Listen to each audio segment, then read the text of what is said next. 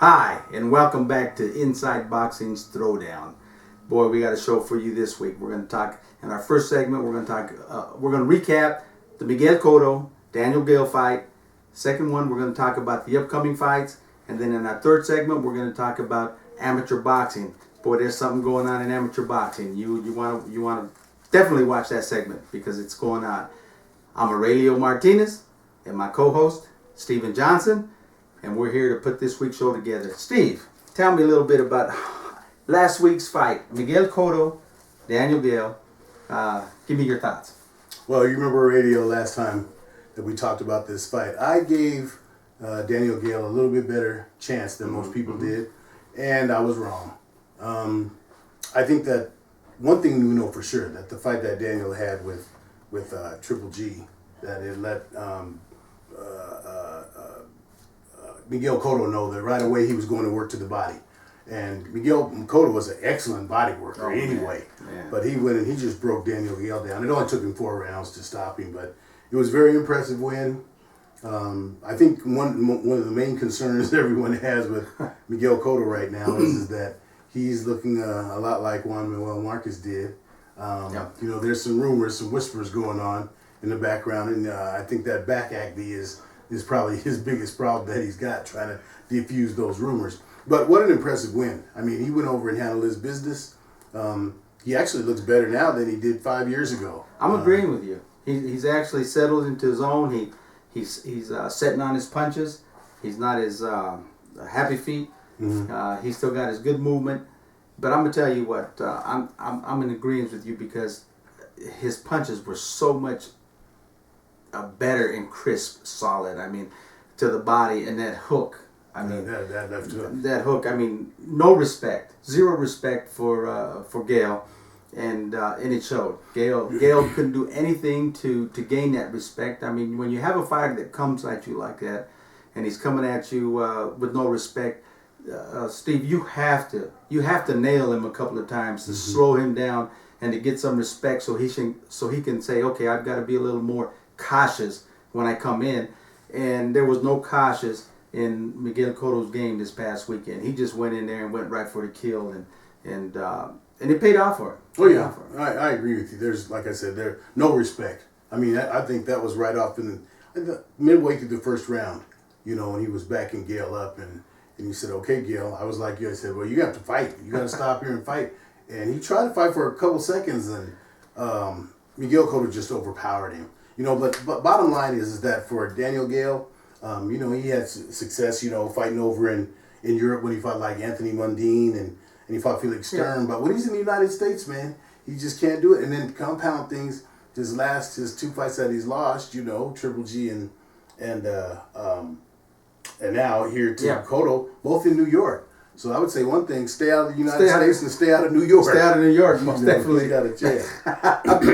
But I'll tell you what. Well, good win for Cotto as far as the opponent. I mean, naturally you're gonna have some opponents come and say, well, you know, he fought someone that was inferior, an inferior opponent. Okay, but yet the same, like you say, this guy fought Mundine, he fought Triple G, and you know, if he was good for them, then what's good for the goose is good for the gander. I mean, it wasn't like he was washed up before this fight. And be honest with you, a lot of people expected a good competitive fight. I did. I thought it wasn't. He took him apart early, and like I said, 4 rounds, it was over. But one thing I found out interesting in the radio was after the fight, our boy Miguel Cotto turned into the can man, because he said Canelo can get some.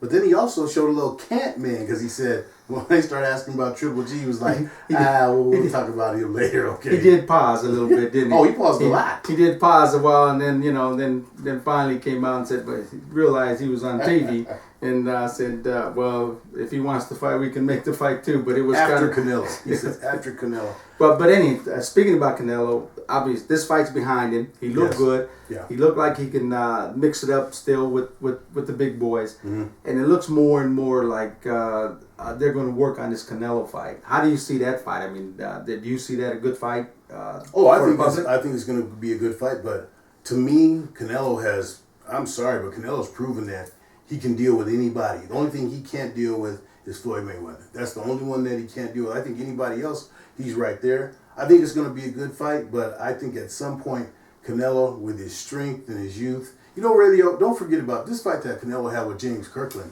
Canelo was in trouble for a minute. I mean, early in the first round because Kirkland is a bull, you know, and he weathered that storm and came out and stopped him in tremendous fashion.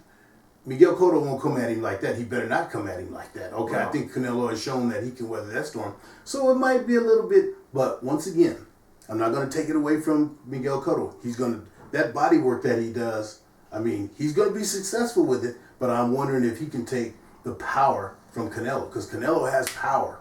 And, he does. And that's why I see it being a good fight. But more important than that, though, you know, like we didn't talk a little bit about on, you know, on the undercard of the fight was the Wilfredo Vasquez Jr. and Fernando Vargas. Okay. Another Mexican and Puerto Rican fight. Okay, and that's what Canelo is going to be. You know, Canelo and Miguel Cotto, Mexico, Puerto Rico. I see that sometime. I think that, you know, Miguel Cotto is maybe setting up this Mexican Puerto Rican rivalry as part of his promotions for when he does. It makes sense. Yes, and that's what I was going to say. It makes sense. But getting back to, you know, Canelo and Miguel Cotto, I think it's going to be a great fight. But I just think that Canelo, to me, he's proven that he can handle anything. For me, it's going to be a matter of how Miguel Cotto deals with him, because I think Canelo is strong. You know, and I'm agreeing with you with the outcome. But I'm less agreeing with you as far as it being a good fight. Really? I don't think it's going to be even competitive. I think really? Canelo's just going to probably knock Cotto out, and that's saying a lot because Cotto got a good beard. Mm-hmm. But I actually see this fight because, let's face it, Cotto got two opponents that the public wants to see: Triple G and Canelo. Okay, mm-hmm. Well, obviously this is the business coming out of him now. Mm-hmm. Okay, he's going to make a lot more money fighting Canelo than he would fighting Triple G right now. It's a business that's just the way it is, and I'm talking a lot more money. I mean, he can double, maybe even triple his revenue by fighting Canelo rather than taking Triple G. And he has a tough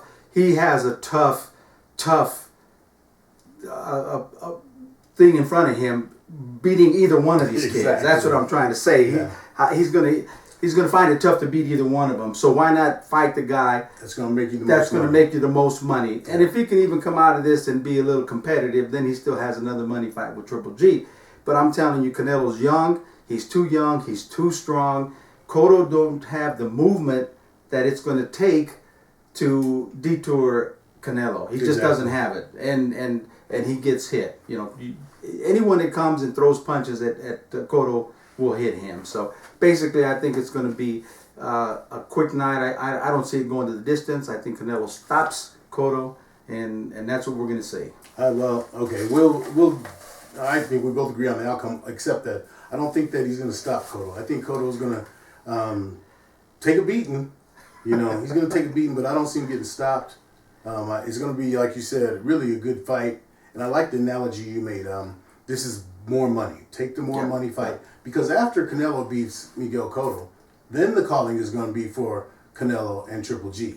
Yes. Okay. Yes. But like you said, Cotto still has another fat payday against another one of the guys that, you know, is on the second. As long as he looks competitive. Well, he's going to look competitive. But like you said, the thing is, difference is that Floyd showed Canelo the way he beat him was speed and movement. Yep. Miguel Cotto doesn't have that. He doesn't. So I think it will go the distance, but it's going to be entertaining. And if Miguel Cotto gets stopped, I would be shocked. But at the same time, you heard me. I started off saying that Canelo showed me everything. He's proven all the naysayers.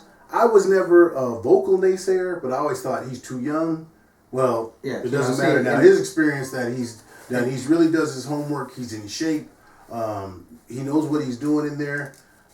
There's nobody that can beat him. And you know what? I agree. I've always been a Canelo fan ever since he started boxing. You know, and came into the limelight and a public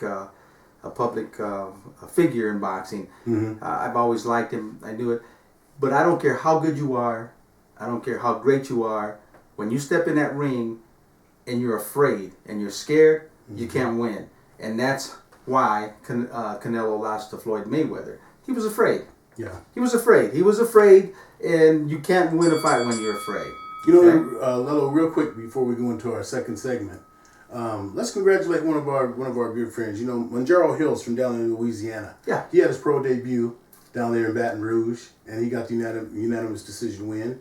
And I can't remember if Manjaro was coached by I know his dad was his coach, but I'm not sure if it's Shelton LeBlanc. But congratulations, Shelton LeBlanc, Kevin Allen. Oh yeah, all you guys down in Louisiana. You know, and Manjaro, congratulations, man. And Manjaro's been here a number of times, and Yes. we've been out there, did a show in Louisiana, and Manjaro was on the card.